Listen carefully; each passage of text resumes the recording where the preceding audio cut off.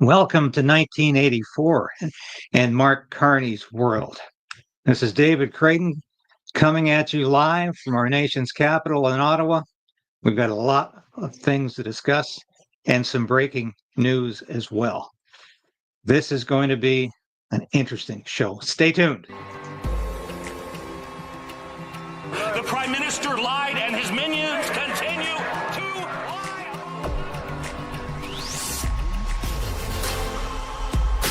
We need political change, but we also need to resolve to resist.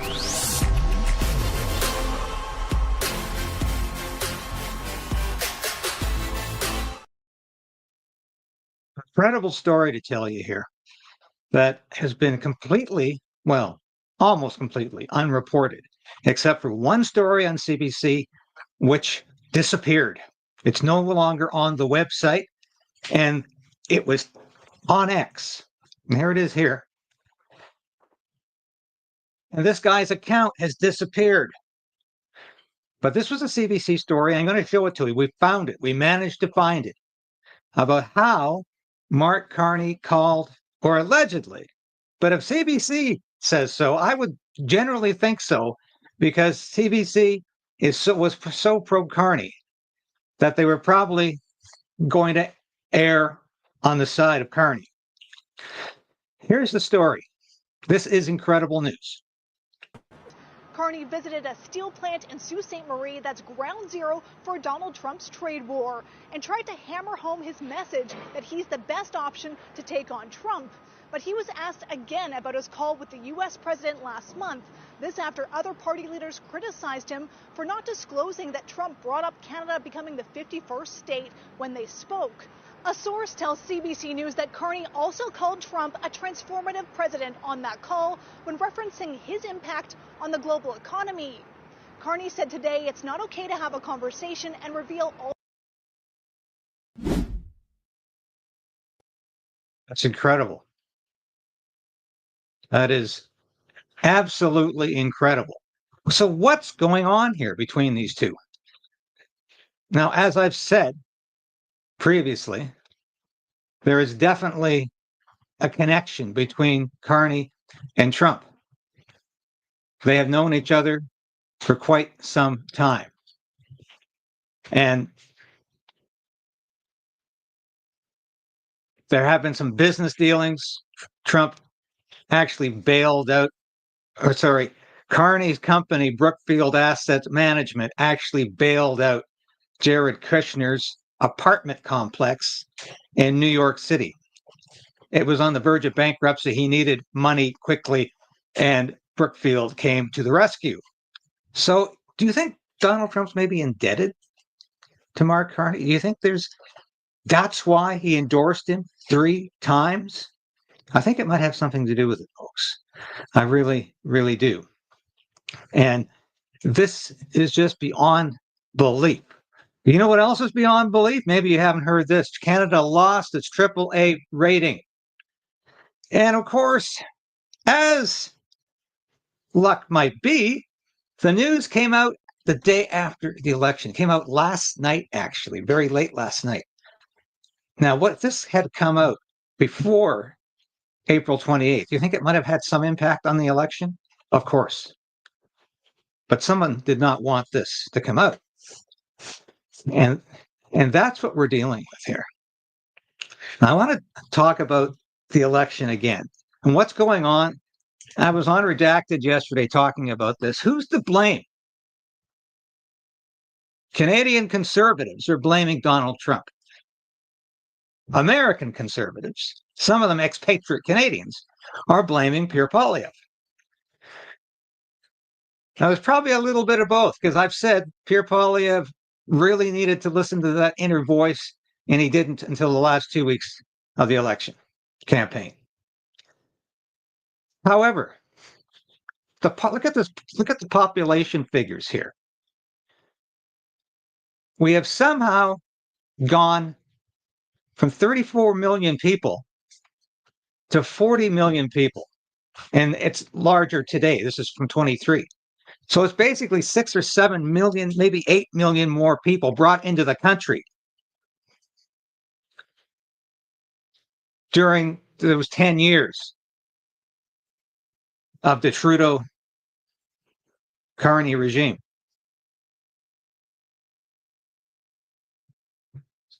So that's definitely been a factor. But Donald Trump has been a factor in this election. And I have said it, I think one of the few people to say it. Few conservatives to say it. Few pro-Trump conservatives to say it. I do believe Donald Trump played a role in this. And I think it's quite clear. Because he did interfere, and he's happy that Mark Carney won. Very happy. And there's the evidence right there. Until I came along, the conservatives were 25 points ahead, and I'd sabotaged it. Donald Trump is saying that, so we have to blame Donald Trump to some degree for what's been going on here.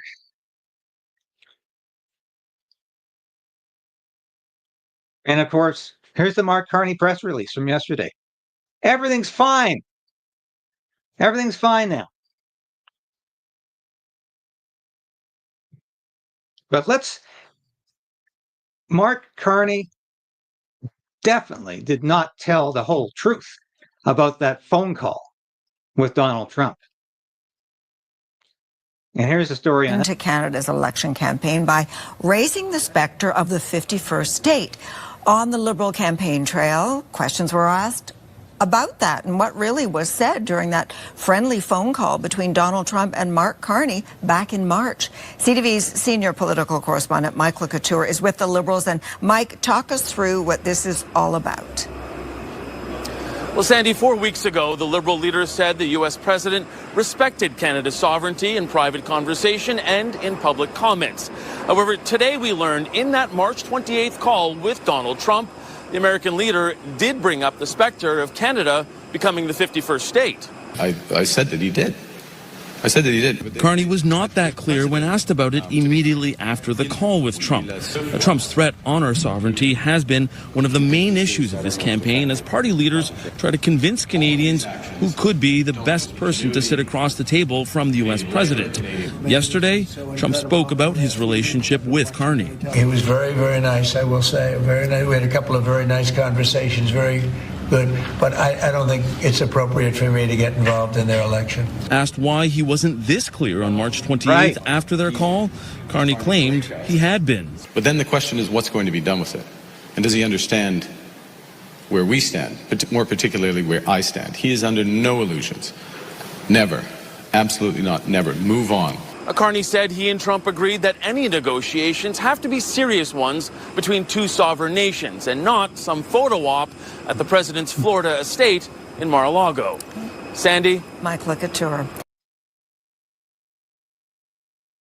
Very interesting. And by the way, Rachel Parker will be with us either tomorrow or the next day. She wasn't feeling well this morning. That's the reason she's not on the show with me today. We are going to be talking about Alberta separatism, which has been revived because of Mark Carney. Now, why do you think that is? And of course, Danielle Smith has made it quite clear that it's going to be a lot easier to get a referendum going in the province. And as we'll discuss tomorrow, there's potentially 40% of Albertans right now, and perhaps higher, who are opting for separation. Now, why? All you have to do is listen to Mark Carney. Because Mark Carney. And now it's time for the financial sector to deliver. To reach net zero, every country, every company, every bank, every investor, every pension fund around the world will need to make some big changes. In the run-up to COP26 in Glasgow, we have an enormous opportunity to bring climate change into the heart of every financial decision. And our plan will manage the risks from climate change while helping to seize the opportunities from a newer, greener economy. The UK has been at the forefront of innovation for centuries, brimming with ingenuity and a can-do spirit. It also houses the world's largest financial system. And by bringing them together, we can deliver the net zero world that you've demanded and that our future generations deserve. The world's coming to Glasgow. Let's reshape finance for a sustainable world. Now, net zero is something Mark Carney didn't talk very much about during the election campaign. He talked at cross purposes constantly. Net zero when he was in Ontario, and pipelines when he was in Alberta. But of course, you can't take a man like that seriously, because he obviously believes in net zero policies, which are going to destroy the Alberta oil and gas industry. Now, why would Alberta want to stay in Canada when that's going to happen, when they have to put up with more of that? And they're expected to pay for the rest of Canada in equalization payments. What incentive do they possibly have to stay in Canada? Seems to me there is no incentive. And that's probably why we're hearing more and more about it. More about that in a second. What else is going to happen here? Quebec has announced that it doesn't want pipelines. And of course, the Bloc leader, which Mark Carney might need to continue in government, is announcing that Quebec will not accept pipelines because he really believes the days of oil and gas are over. And we will have to remain the barrier not to be crossed, protecting French language and secularity of the state in Quebec, and a different model in immigration which has to be successful, and the fact that there's no future for oil and gas, at least in Quebec and probably everywhere, and this has to be said and protected. I have a brand new weapon to do that. Mr. Bonnet will be extraordinary carrying that message.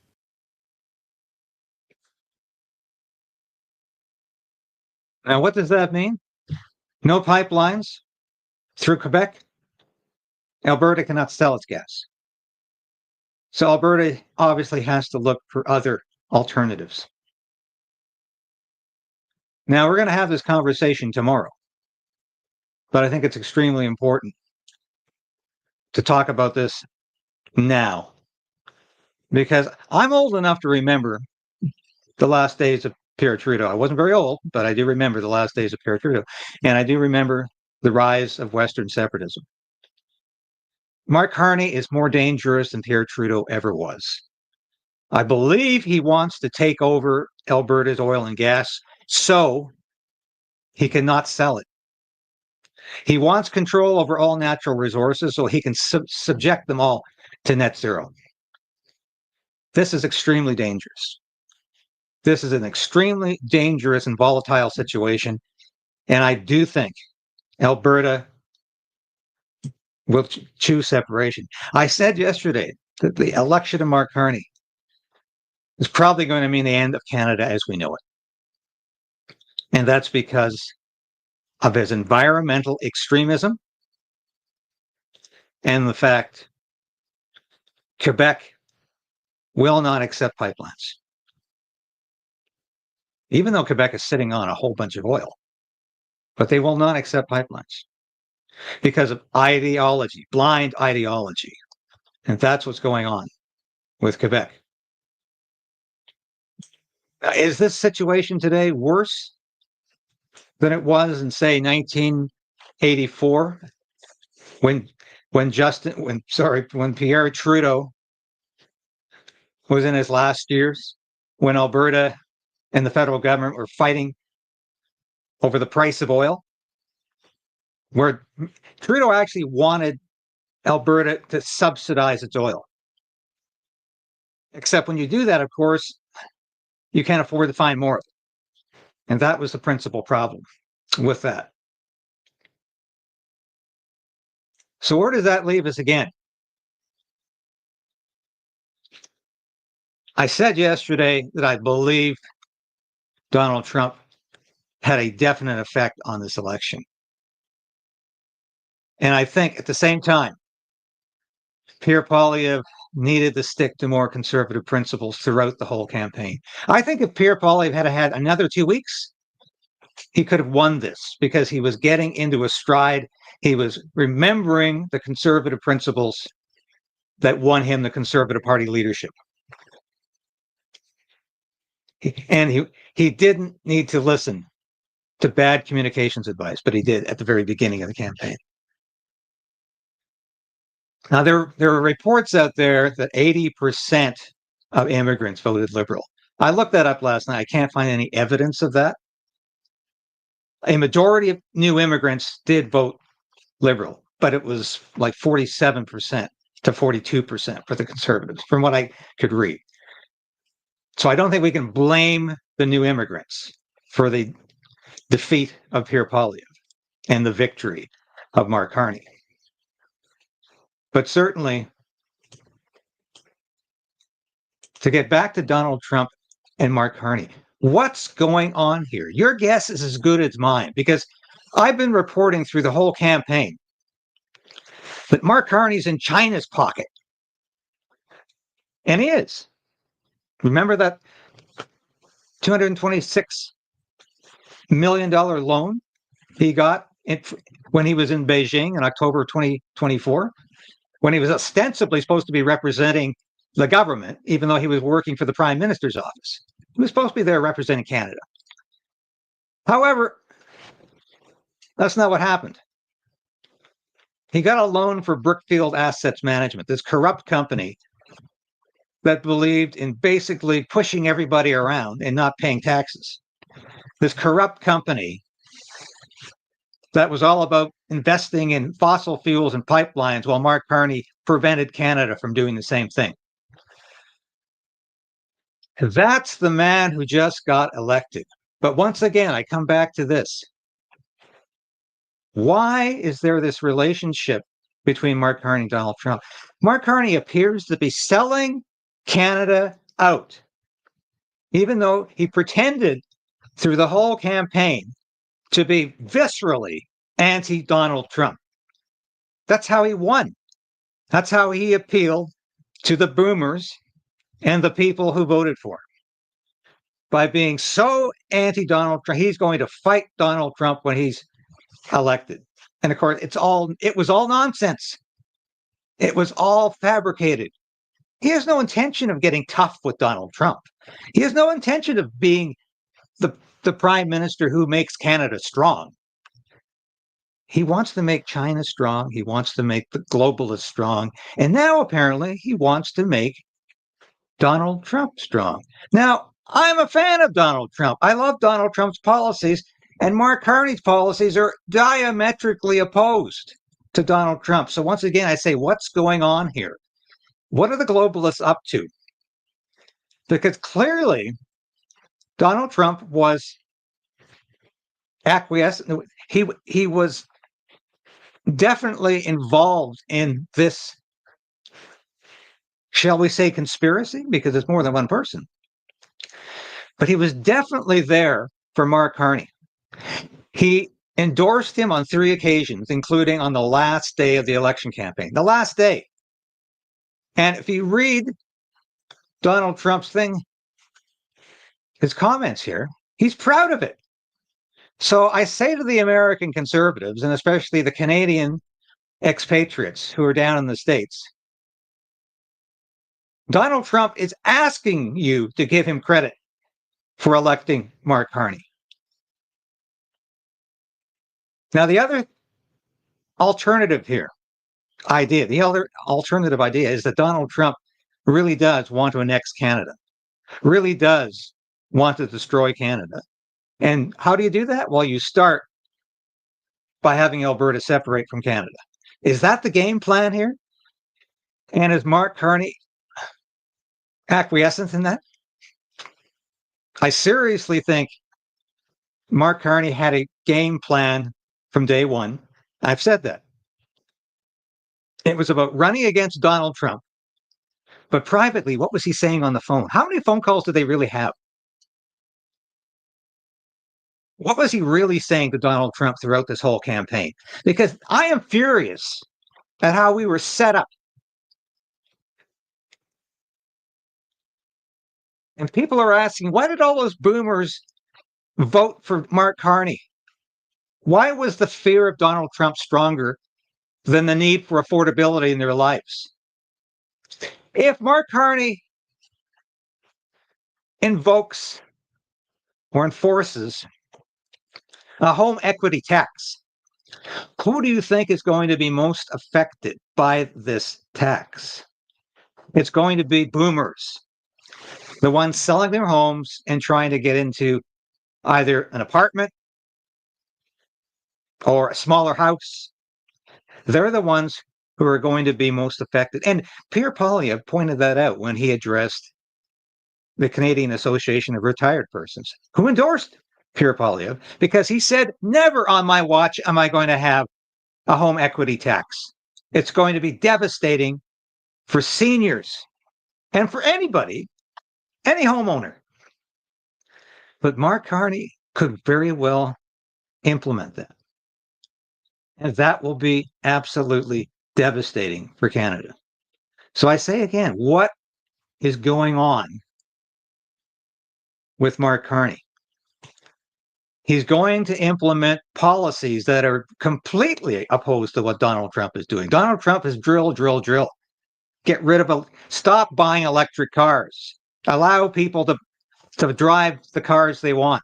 Stop wasting money on green energy programs that benefit nobody except the millionaires, billionaires who are selling the products. But Mark Carney won this election by running against Donald Trump and suggesting that it was Pierre Poilievre who was most like Donald Trump. I wish Pierre Poilievre was more like Donald Trump. And Pierre Poilievre was anti-Trump throughout the campaign, but not half as much as Mark Carney. Yet the Liberals were able to tar, and I say that in terms of how most Canadians feel, they were able to tar Pierre Poilievre with being the mini Trump, the Canadian Trump, Canada's answer to Donald Trump, even though that's really not entirely true. I'll tell you the other reason the boomers voted for Mark Carney, because of Bills C11 and C18, which have effectively tied up the social media where you can watch shows like this, where you can watch independent broadcasters, independent journalists, new media. Those bills tied it up, and they are essentially, C18 especially is extorting money from social media companies and giving it to mainstream media. Do you think the Liberals are going to give me any money? And if they wanted to, I wouldn't take it, because that means I'm indebted to them. That means I'm in their pockets. But clearly, that's what happened here. They weren't getting the news. And I kept saying, how did Mark Carney win? I'm sorry if this is an extended monologue, but how did Mark Carney win? Every day there was a new revelation. Well, the worst of it, you can find on my website, on my YouTube station, and the YouTube stations of other people. Very little of the bad news about Mark Carney ever got on the mainstream media. There was some good reporting from Radio-Canada, even CBC in that report I showed earlier. CTV as well. CTV actually tracked down more on the Brookfield tax evasions, the fact that they were avoiding their taxes by funneling their profits through Bermuda and the Cayman Islands. They actually did some work on that subject. But the worst of Mark Carney, how he is embedded in the globalist framework, who his friends are, including George Soros, the guy who finances left-wing causes around the world, the guy who made $1 billion off of devaluing the British pound. And that's the other thing. You've seen on this show that Mark Carney wants to devalue the Canadian dollar and devalue the US dollar. Do you think Donald Trump is going to stand for that? So I think there's been a mass betrayal going on here, and there's more betrayal to come. Here's what I really think happened. Mark Carney used Donald Trump to get elected. And yeah, they've had some business dealings, as I said. And I think Donald Trump believes he's going to break up Canada with Mark Carney. And I think that's the reason here. But there's another second betrayal, of course, is that Mark Carney thinks he can betray Donald Trump and implement his globalist agenda. So I think I actually, by talking it out, I've explained myself what's going on here. It's a double betrayal. Mark Carney is going to betray Donald Trump, betray Canada. And who wins in the end? The billionaire globalists. If Canada falls apart, the globalists win. If Donald Trump is betrayed by Mark Carney, the globalists win. And that's I said from the very beginning, there is so much noise going on in this campaign. And it was difficult at times to understand how anybody could support Mark Carney. But clearly, he had an agenda from day one. I underestimated him from day one. I thought he was a clown. But he's a clever clown. And I think a nefarious one. And he is after the soul and heart of Canada. Just as much as he says he is fighting for Canada, he's trying to destroy Canada. And I think we have to fight back. I'm hoping and praying, by the way, that we can have another election within 6 months and get rid of this guy. Because I tell you what's coming. Home equity tax, net zero policies. What is going to amount to a tariff on carbon? And you watch, the consumer carbon tax will be back because it's not been eliminated. He just lowered the price to zero for the election. It's coming back. And I really believe this country will be destroyed. We just lost our AAA credit rating. Isn't that ironic that the day after we elected a banker as Prime Minister of Canada, we lost our credit rating? But there's a lot of mysteries here. We have never been in a more murky situation in Canada. And I think we've got to acknowledge that this is the fight of our life. The fight of our life is not against Donald Trump, who is playing his usual games of, yeah, I'm going to annex you because I want the leverage in our negotiations for the USMC. Our enemy is Mark Carney, because Mark Carney is going to betray Canada. He has set this up so it will fracture, his election will fracture this country. And it's frightening. And this has been a well-planned operation by the globalists that Mark Carney represents. And the only way out of this is to elect a truly conservative government that really wants to fight for Canada, that really wants to stop the socialism in this country, the mass immigration, the huge regulations, the tax burden that is destroying us all, who wants to bring back some sense of affordability to this country. And I think that's the only thing that's going to save this country. Now, tomorrow, Rachel Parker, I hope, will be on the show or later in the week. And we're going to discuss exactly what's going on with Alberta separatism and how it might be too late. Mark Carney is going to drive up the support for separatism every day, every week, every month he's in power. And it's absolutely frightening what Mark Carney could end up doing to this country. But those are the stakes we're up against right now.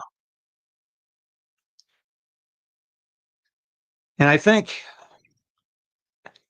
the other night, all the things we're not going to get with the defeat of Pierre Poilievre, including the defunding of CBC, which is something I've fought for, argued for, and yearned for at least 25 years. It's something I've always wanted, but in terms of actually fighting it, yeah, about 25 years I've been putting out information, news releases, articles, arguing for the defunding of CBC. We're not going to get that now. Under Mark Carney, we're going to also probably get the reintroduction of the Online Harms Act, the most dangerous, nefarious, horrifying piece of legislation ever aimed against free speech. It will make Canada the most restrictive democracy in the world. And that's what Justin Trudeau wanted, and you can bet Mark Carney wants it. He indicated that in the campaign. So I'll be back in a minute with some concluding remarks.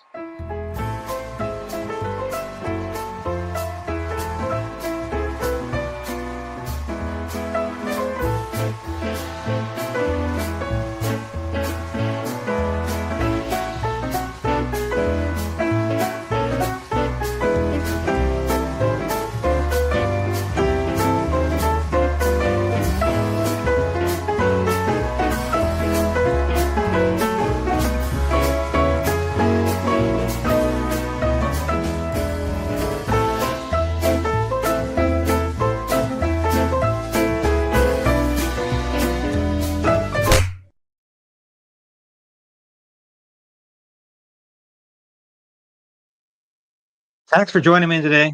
I'll be back again tomorrow at 10. Hopefully Rachel will be with me. Keep on fighting, keep on resolving to resist. And thanks for watching. Thanks for being such a loyal subscriber. And please subscribe today if you haven't done so. It's much appreciated. And like the station. And it's good to be back. So we'll be back again at 10. God bless Canada. Godspeed to all of you. And keep fighting for freedom. I'm David Krayden, coming at you live from Ottawa.